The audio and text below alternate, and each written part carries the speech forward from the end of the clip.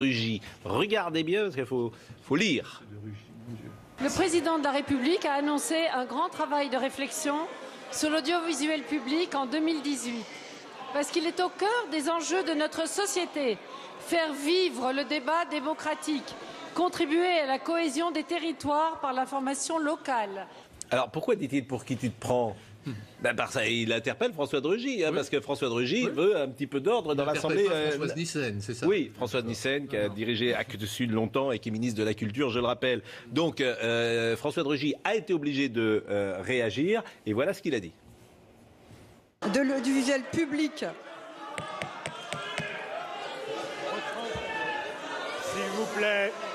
A souhaité que les acteurs de l'audiovisuel public eux-mêmes, les parlementaires qui sont très attachés à cette idée de service public. Chaque fois qu'un député pose une question, les députés des autres groupes couvrent de leur voix les propos tenus, alors nous arrêterons les séances de questions au gouvernement, car il ne sera plus possible, et cela n'aura plus aucun intérêt de les tenir. Et troisième passage, Jean-Luc Mélenchon, c'est un feuilleton, Jean-Luc Mélenchon lui a répondu à François de Rugy. Écoutez.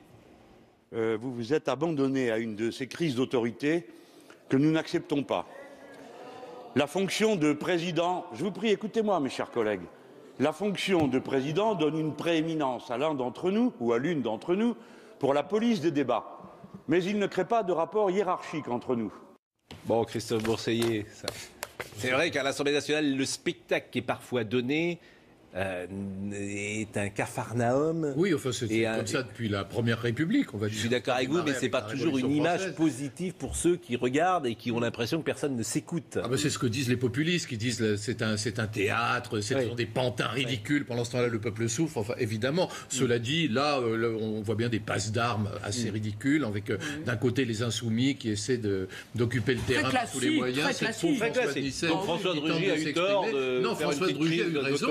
François de Rugy, c'est son travail. Il a eu raison de dire calmez-vous et si vous hurlez comme ça, on reprendra demain. Enfin, non, question au gouvernement supprimée. Attendez, il n'y aura plus de question au gouvernement. Vous avez la troisième personnalité de l'État qui commet une inconstitutionnalité à travers ce qu'il a dit. Il a cru qu'il avait le pouvoir de suspendre les questions au gouvernement. Où est-ce qu'il a vu ça ? Où est-ce qu'il a lu ça ? Ou bien c'est une preuve d'incompétence, ou bien c'est une prise d'autorité. Une suspension de séance. Non, mais c'est autre chose, une suspension. Ça revenait au même. Ah non, c'est pas la même chose. Il a dit il n'y aura plus de questions au gouvernement. Non, questions au gouvernement, mais il n'y aura plus la possibilité. Oui, non. Donc on a véritablement là. Il s'est exprimé, c'est vrai, de façon un peu inconsidérée, mais en même temps, je peux comprendre. Il était dans le rôle du maître d'école. Il a essayé de rétablir le silence. On a déjà entendu ça. Ça n'est pas très important. Si, c'est très important. C'est très important. On n'est pas obligé de violer la Constitution pour rétablir l'ordre. C'est très important.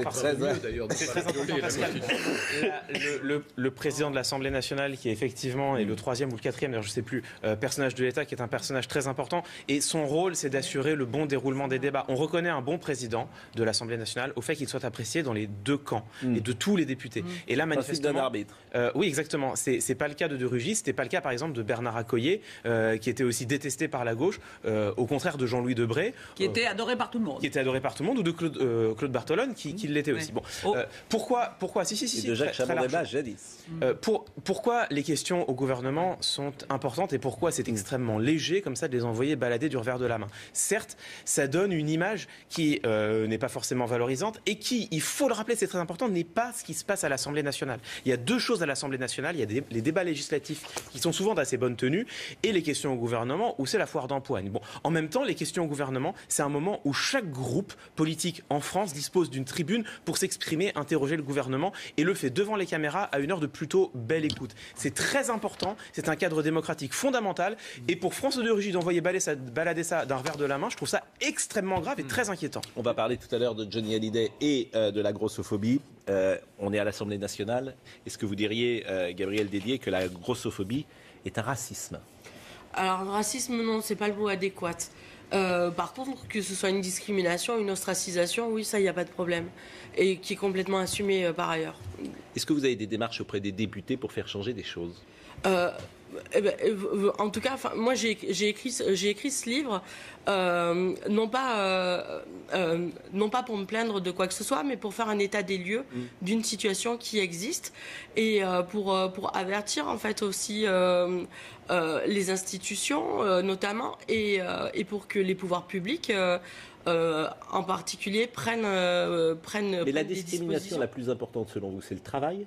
Ouais, oui. Alors comment vous pouvez faire si un responsable des RH n'embauche pas une jeune femme parce que, ou un jeune homme d'ailleurs, parce qu'il est ou parce qu'elle est grosse, mais jamais, évidemment, il ne le dira. Évidemment. Donc comment on fait?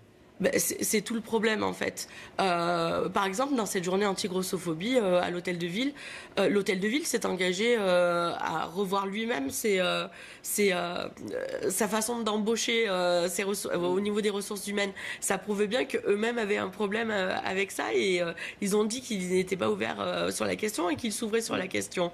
Je pense que c'est déjà bien qu'on montre l'exemple, mais je pense que c'est bien qu'on parle de ces discriminations parce que il faut qu'on fasse le distinguo entre parler de la grossophobie qui est une discrimination qui concerne les personnes grosses et ne pas confondre avec faire une apologie de l'obésité et tout ça, parce qu'on est souvent sur le fil du rasoir en fait et c'est souvent quelque chose, le message a du mal à passer quand on explique qu'il faut intégrer les personnes qui sont grosses à la vie de la cité en fait, tout bien sûr, simplement. et on va en parler après la publicité, mais c'est un sujet extrêmement délicat qui n'est pas facile à régler pour le coup, et je me mets à la place de la direction des ressources humaines. Est-ce qu'elle doit se dire, voilà, j'ai 100 personnes que j'emploie, est-ce que parmi ces 100 personnes, je décide d'engager 4, 5, 10 obèses au nom de la représentativité? Je ne sais pas comment le dire d'ailleurs, mais on ne va pas en parler tout de suite après si vous voulez, parce que c'est la publicité. Pour parler de la grossophobie, je rappelle qu'on devait vous recevoir vendredi avec l'actualité. Vendredi, c'était la journée de la grossophobie.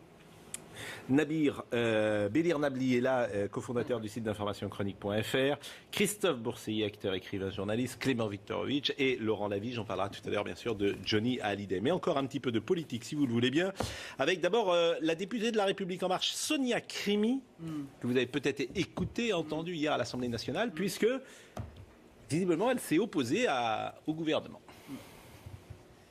Tous les étrangers de France ne sont pas des terroristes. Tous les étrangers de France ne sont pas d'indélicats fraudeurs aux aides sociales. Dire le contraire, c'est jouer avec les peurs, c'est jouer avec les mots. Les demandeurs d'asile sont souvent dans des situations difficiles, des délais longs et des solutions d'hébergement insuffisants.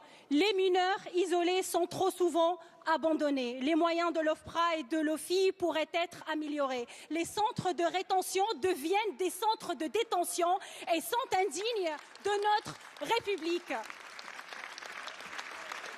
Le traitement du séjour irrégulier en France est devenu une angoisse pour les étrangers, pour les associations dont on salue tous ici le travail, pour les forces de police, pour les préfectures et les avocats. Pourriez-vous, Monsieur le Ministre, nous détailler l'équilibre politique de votre réforme? Une réforme sans posture et sans préjugés, une réforme juste et humaine à laquelle nous étions tous engagés. La députée. Merci beaucoup. Sonia Krimi, qui est une nouvelle députée de la Manche, elle est de 1982 et manifestement elle est contre la politique du gouvernement alors qu'elle est députée de La République En Marche, on peut le souligner. Alors est-ce que c'est du courage? Est-ce que c'est un suicide? Que va-t-il se passer? Elle a un peu rétropédalé le soir Elle déjà. est contre le projet, pas contre la politique, contre le projet. Contre ce projet, effectivement. Voilà, de Gérard Collomb, ça c'est vrai. En s'attachant à rappeler les engagements et justement la tonalité du discours du candidat Macron sur la politique migratoire. Il n'était pas aussi déséquilibré. C'est pas mal qu'elle soit là et c'est pas mal même. Apparemment, c'est pas bon pour le gouvernement. On dit ça y est, les frondeurs arrivent au sein de La République En Marche. Mais je pense qu'il y a de la contestation, qu'il y ait des députés de cette qualité-là pour exprimer un point de vue inverse. Je trouve que c'est bon pour un parti qu'on disait complètement monochrome. Néo-Godillot. Voilà, c'est un parti de jeunes députés. C'est un parti de jeunes députés. Apparemment, effectivement, elle est en décalage. Elle serait plutôt à sa place du côté de la France Insoumise. France Insoumise qui elle-même a du mal à tenir ses jeunes députés puisqu'il y a... Mais pourquoi vous dites ça? On peut ne pas être d'accord à l'intérieur d'une même majorité sur certains... On suit une ligne politique quand on est dans un mouvement en général. Alors ça sert à rien d'être député, c'est des godillots. On crée... écoutez, en même temps, ça fonctionne comme ça, les partis politiques. C'est vrai que si tout à coup la République En Marche... n'est pas un parti justement, c'est un mouvement. Mais la République En Marche qui est devenu une espèce de parti un peu étrange aussi, alors que c'était au départ une sorte de structure 2.0 à l'image de la France Insoumise, et on voit la même cacophonie dans la France Insoumise que dans la République En Marche, d'ailleurs dans les autres partis en réalité. Bon, en même temps, lors de l'interview avec M. Delahousse et le président En Marche, là, dans le palais... Là, il n'y avait pas de cacophonie. Là, il n'y avait pas de cacophonie, c'était très propre, très bien filmé. Non, mais ce que je veux dire, c'est que le président l'a formulé. Il est autorisé à avoir des dissonances dans son propre parti. Donc il s'est dit des choses dans cette interview. Vous êtes toujours dans l'ironie. On a retenu ça. Mais si, toujours. Vous êtes dans l'ironie. J'ai vu votre petit rictus au moment de l'hommage. Ça va être intéressant de voir. Ça va être intéressant de voir autour de cette députée ce qui va se passer à partir de maintenant, parce qu'on est vraiment à un croisement pour le gouvernement et pour la majorité parlementaire. Est-ce qu'ils vont la laisser Est-ce qu'ils vont autoriser l'expression de certaines voix un peu frondeuses, un peu dissidentes, ce qui peut avoir une vertu notamment dans un champ politique qui s'est quand même structuré autour d'un immense mouvement parti central En Marche avec une opposition qui est quand même atomisée, ou est-ce que ce qui jusqu'à présent était quand même plutôt la ligne, est-ce qu'ils vont la faire taire, est-ce qu'ils vont assurer l'expression totalement univoque du groupe La République En Marche, sachant que Richard Ferrand, le président, jusque-là, a quand même été chargé de battre le rappel et de s'assurer que tout le monde marche du même pas. Autre sujet ce matin. Président du groupe. Juste pour dire, à partir du moment où le soir même, elle a quelque peu rétro